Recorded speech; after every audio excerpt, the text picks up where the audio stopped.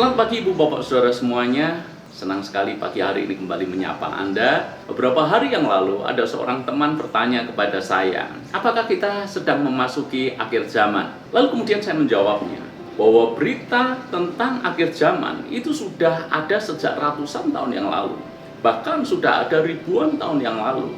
Semenjak Yesus mengkhotbahkan tentang akhir zaman, orang-orang kemudian mulai berspekulasi. Orang-orang memperkirakan kapan sesungguhnya yang dimaksud dengan akhir zaman itu.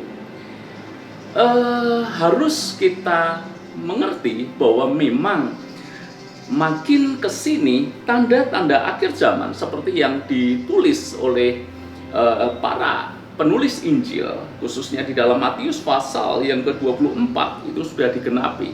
Tapi pertanyaannya adalah kapan penggenapan akhir zaman itu benar-benar terjadi? Maka saya berkata, penggenapan akhir zaman itu akan terjadi ketika Yesus datang kali kedua untuk menjemput kita, orang-orang percaya.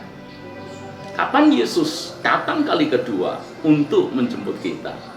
Maka kita mengerti bahwa tidak ada seorang pun yang tahu kapan Yesus datang kembali. Bahkan Yesus sendiri mengatakan bahwa hanya Bapa saja yang tahu. Maka janganlah kita berspekulasi bahwa hari ini sudah dimulai zaman antikris dan seterusnya. Teori konspirasi mengatakan satu kali kelak akan muncul satu mata uang tunggal yang akan mengatur seluruh populasi manusia di dunia ini. Lalu kemudian kita mulai mengkait-kaitkan itu.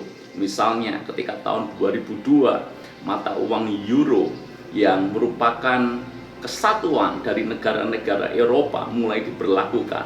Kita mulai berpikir, ya akhir zaman sudah dimulai dan seterusnya. Saya harap kita tidak perlu mengkait-kaitkan dengan teori-teori konspirasi seperti itu. Tidak perlu mengkaitkan dengan isu microchip, tidak perlu mengkaitkan dengan isu angka 666. Bahkan kalau bicara soal microchip atau angka 66, semenjak saya remaja, isu itu sudah ramai dibahas.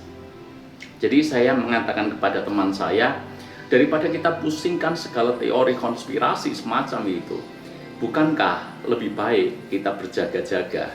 Jadi kalau kita berjaga-jaga, kapanpun Yesus datang, kita siap. Justru ketakutan kita mestinya bukan isu microchip, angka 66, teori konspirasi, dan seterusnya. Takutlah kalau kita dalam kondisi tidak berjaga-jaga. Saya rasa firman hari ini bisa menjawab mungkin sebagian dari pertanyaan Anda semuanya. Tuhan memberkati kita.